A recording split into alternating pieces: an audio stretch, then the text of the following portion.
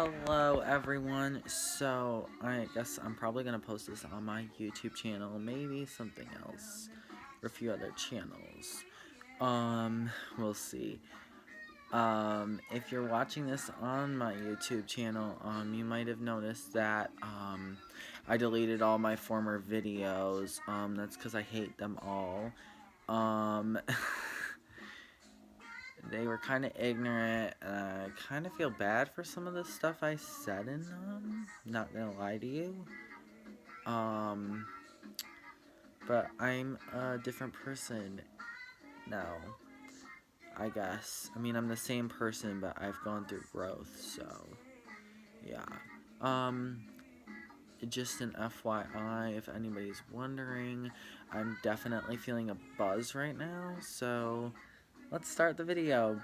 Okay, so I've been wanting to explain or make a video to some people lately, about all kinds of stuff.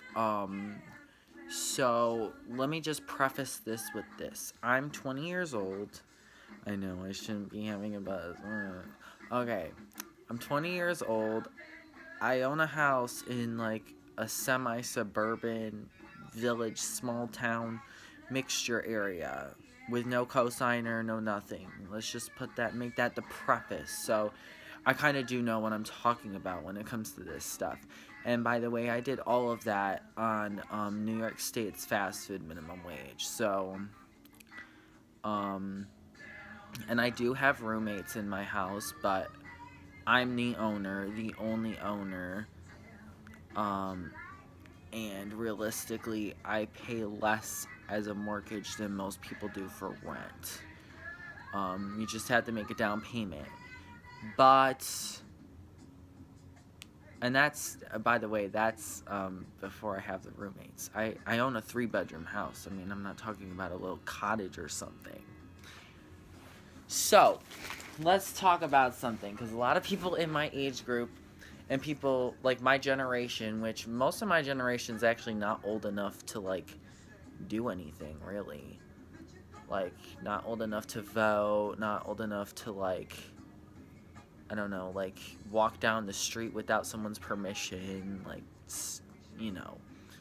so I'm gonna include the millennial generation as well as the Gen Z, because the millennial generation is like in their like mid-20s to like 40, early 40s. Well, not quite early 40s, but probably like 4D period. But anyways, there seems to be an issue that a lot of people, and I'll include Gen X in this, seem to have with finances and like living in America. First of all, I'm gonna say this too. Our economy is kind of rigged against you. That's just a fact. If you're not in the top 20%, the economy is rigged against you. That's a fact in the United States. But that doesn't make you unable to succeed or unable to get the things that you want or need. It just makes it harder. And that the victim mentality that, oh, I can't because it's rigged against me is just wrong. I mean, how? Joe Biden won the election and it was rigged against him. Like most Democrats who have won the election, it is actually rigged against liberals. Just saying. Like, you can be conservative or liberal watching this video right now, but the fact of the matter is it is rigged against liberals. Like the election, for presidents at least. I mean, that's literally what the Electoral College is. You can argue with me, oh, so that small towns don't get overruled by cities. But if more people in cities are voting and they're voting liberal than people in small towns, that makes small town people's votes more important. And therefore, if the small towns are conservative and the cities are liberal, it's rigged against liberals. That's a fact. You can argue with me about it all day, but it doesn't change that it's a fact. So, okay, that's like kind of me going on a pizza, but anyways, let me teach y'all the difference between a liability and an asset, because there seems to be some kind of confusion in our generations that don't understand it all. Okay?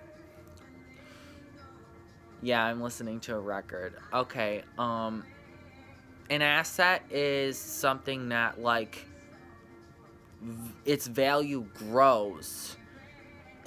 Typically, it grows, and it's worth a certain amount because it's like, it just kind of is. I mean, it's an important, it's seen as important by most people. We'll put it that way. That's what an asset is. An asset, an example of an asset would be stocks, investment accounts, savings. Money is an asset. It's a liquid asset. Real estate is always an asset. Always will be, forever will be. And that's the thing about real estate too that most people don't really understand, is that and I know this too because I actually just took my real estate final. I don't know if I passed, but I took the course, so I did at least learn, at least half of it probably. The actual homes that you're buying actually depreciate over time. They depreciate over time if they're not, well kept. And that actually costs money and effort. But land, so the land that's on your home will always appreciate no matter what you do. And that's why homes are assets, because they're on land and you own the land as well as the house. Some things that people think are assets and are kind of assets but are actually more of liabilities than assets are things like, cars, especially that's the big one right there. Automobiles of any form, boats, shoes, things like that. They almost always depreciate over time, and they really have no intrinsic value. They're actually known as, like, they're not known as real property. They're known as, like, furnishings, at least in a legal sense. They're not, like, when you sell a house, you can't take the chandelier out of the house, but you can take all the other shit that you own in the house that's not connected to the house. And the house is real property. Money is basically real property in a way, but shoes are not real property, clothes are not real property, wigs, any of that shit. You can have that stuff, and I'm not shaming people for having that, but it's not an investment. Point blank, period. The only time it's ever an investment is if it's a rare item. And honestly, if it's a rare item and it's brand new and everybody's buying it, it's not a rare item. It's not a rare item. A car, unless there's like 20 of them made, is not an asset.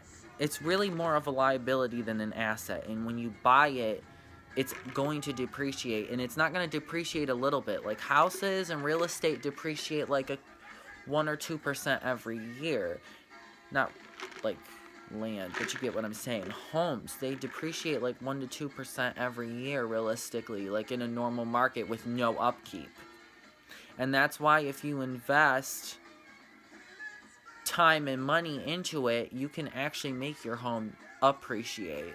But that doesn't happen just over time. That takes effort and time. But cars, 99% of cars are not going to appreciate, because most of them won't even last for long enough for them to start to appreciate. I mean, most cars have to get really old for them to start appreciating again and for them to become assets. Or they have to be like 1 in 1,000 made in the whole world or some shit like that. They cannot be your typical car or a typical car that you buy and then you fix up and you put all the bells and whistles on it. Guess what? It's still depreciating, and your car is still a liability. Pure and simple. That's why, a fun thing, that's why auto insurance is more expensive than homeowners insurance. It is. And that's why, because your car is a liability and your home is an asset. So, do with that information as you will, but I really don't want to hear people talk about how they're investing in themselves and they bought a car. You bought a car, okay? I mean, good job that you bought a car, but you're not investing in yourself, realistically. Not with your brand new car, not with your, none of that. Unless you plan on keeping it for 50 years, you're not investing in shit. Point blank. Sorry to give y'all that rude awakening, but I think some people really need to hear that, because I keep seeing it everywhere. People in our age group, Oh, what would you do if you won $1 million? Is something actually my dad told me. His coworker around my age asked, what would you do if you won $1 million? Or if you won the lottery?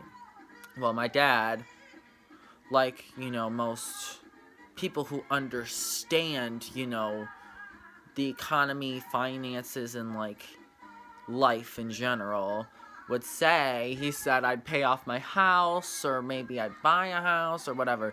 If it's some type of, you're buying an asset, maybe you're investing in your retirement fund. I mean, not everybody's meant to own a house. Owning a house is not super easy, but if you want to, you can. And he's like, why does everybody say that? I'd buy a car. And I bet I know what kind of car the kid would have bought, too. Probably, like a Ferrari or some, like, kind of sports car or something, right? One of those, like, $200,000, $300,000 cars that are going to be worth, like, 50 grand in, like, 5 years. Yeah. And that's really not an over-exaggeration. Cars depreciate by about 33% a year. That's no joke. So that is why a car is not a smart investment. It's just something you buy because you need to get around. That's not an investment. You having transportations, that is an investment in a way, but it's not a real investment. Like, you're driving it and you're depreciating it. You're using it. That would be like buying food an investment. Like, oh, I bought chicken. I bought a chicken. Not a live one. I bought, chicken from a rotisserie chicken from the grocery store. Okay. It's an investment, they say. It's not. Because you're about to eat it. And guess what? It's going to be worth literally nothing. In fact, you're going to have to pay someone, like a trash company, to come take the bits and bones and shit that you don't want anymore. That's exactly what buying a car is. 99% of the time. So, yeah, that's basically my little spiel about assets and liabilities. If you're watching on YouTube or whatever, like and subscribe, I guess, if you want to. I mean, I'm not going to hold you to it. I'm not really doing this to make money.